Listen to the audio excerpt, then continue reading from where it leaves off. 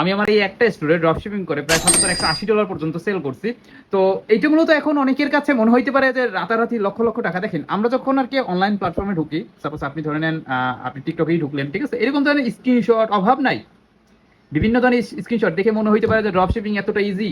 মনে করেন সিম্পলি কি বুঝায় ড্রপ শিপিংটা কি, এখান থেকে প্রোডাক্ট একটা সিলেক্ট করতে হবে, সিলেক্ট করে তো তুমি তোমার স্টোরেজ অ্যাড করো, দেন মার্কেটিং এর মাধ্যমে সেল করো, ঠিক আছে। তারপর মনে করো তোমার পকেটে লক্ষ লক্ষ টাকা চলে আসবে। এখন কথা হইলো, দেখেন, আসলে কথা সত্যি, বাট এতটা সহজ না যতটা সহজভাবে দেখানো হয়।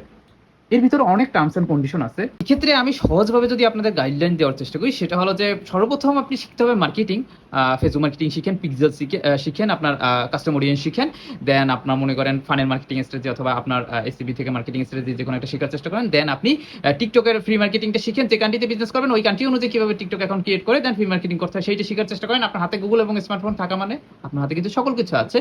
দেন আপনি শোয়েবে স্টোর কাস্টমাইজেশনটা শিখতে পারেন। দেন প্রোডাক্ট রিসার্চ তো আপনি বা প্রোডাক্ট নিয়ে সিলেকশন আপনি চ্যাট জিপিটি এবং বিভিন্ন এআই টুলসের হেল্প নিয়ে করতে পারবেন। তো এই প্রসেসটা যদি ফলো করেন, ঠিক আছে, এই প্রসেসটা ফলো করতে হবে। সর্বপ্রথম কিন্তু সবই পাই না, ড্রপ শিপিং এ সাকসেস হইতে গেলে সর্বপ্রথম হলো আপনার মার্কেটিং। কারণ এই যে প্রোডাক্টটা সেল করবেন, এই প্রোডাক্টটা যদি না বিক্রি করতে পারেন, আপনার পকেটে কিন্তু দিন শেষে টাকা আসবে না।